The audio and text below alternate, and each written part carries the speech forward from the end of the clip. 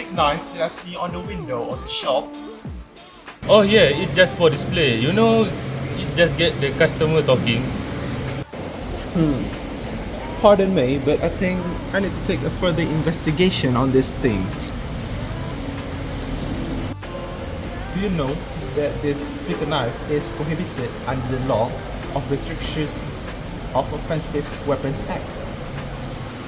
Oh, this knife is just for the spark of interest to the customer. It's not for sale actually. I think I'll take this to the station because displaying this in the shop to lead to being a report being against you. Okay, well, why perhaps you do that, officer? Why not I offer you something legal that we have offered in shop like this? This cover on the table. No, thank you, but I think you need to remove this flick knife from the store if you don't want any more trouble. In the case, the appellant was a chief inspector of police while the defendant was a retail store owner in Bristol. When the police officer passed the store, he noticed the flick knife on display with its price tag visible. The defendant displayed a flick knife in the window of his shop next to a ticket bearing the words ejector knife. After inspecting the knife, the police officer took it away so a superintendent of police could examine it. Later, the police constable come back to tell the responder that the knife was a flick knife and that selling one would result in report being filed against them.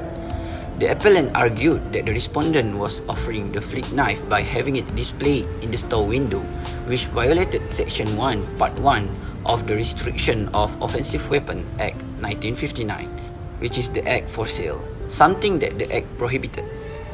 The respondent argued, however, that he did not offer the knife for sale in accordance with the Act of 1959. In the end, the Act was expanded in 1961 after this case finished to deal with the gap in the law. The Act's goals are to restrict access to weapons, corrosive, and bullets that could be used in violent crimes as well as to safeguard public safety by granting the police and the criminal justice system the authority to deal with significant violence. One of the issues is the formation of the contract. The issue at hand was whether the knife displayed qualified as an invitation to trade, in which case the defendant was not guilty, or an offer for sale, in which case he was guilty. The legal significance of the knife display in the window had to be decided by the court. Was it an offer or an incentive for clients to make offers? The defendant was charged of violating Section 1, Part 1 of the Restriction of Offensive Weapons Act 1959 by offering to sell a flick knife. The purpose of the statute was to control the sale of offensive weapons such as flick knife. The area of laws involved were contract law principles. The case brought up important concept of offer and acceptance in contract law. The question for the court to resolve was whether an item displayed in a store window represented a legally binding offer or only an invitation to trade. Well, another point that I want to make is that the court held that in accordance to the principle of the contract law, the display of the knife in front of the shop was not an offer of sale but merely as an invitation or promotion to trade.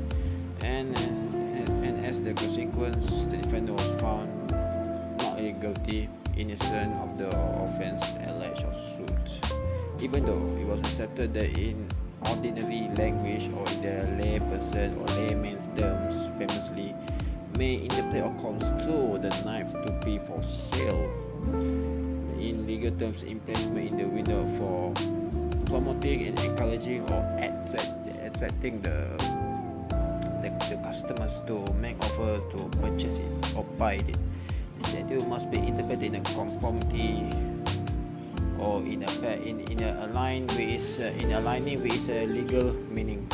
According to law, Parker CJ Paragraph 4, any statute must be considered in the light of the country's general law, or basically common law, generic law.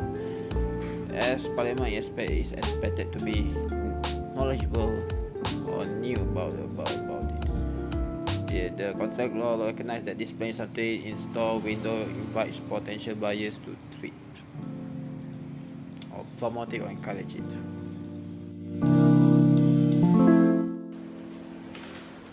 In my opinion, the court held the case in a very strict and by-the-book manner. However, upon further reading about the case, there were loopholes that can be used by the seller in order to justify the action of processing the flake knife with the intention to sell it. This was due to the fact that according to Section 1(1) of Restriction of the Offensive Weapons Act 1959, that stated, penalty will be given to people who manufactures, sells, hires, or offer for sale or lend or give to other people. There are many cases that follow the same pattern, one of which was Partridge vs. Crittenden, where the defendant was found innocent of the charge of selling while alive birds under the Protection of Birds Act 1954. The essence of the case was that the advertisement does not constitute an offer for sale, but rather an invitation to treat. These kinds of loopholes make it possible for sellers to display or advertise any dangerous item. To conclude, I am of the opinion that the judges in these two cases should use the purposive approach and interpret the legislation beyond the strict languages used in the statutes in order to become a more reasonable and just outcome.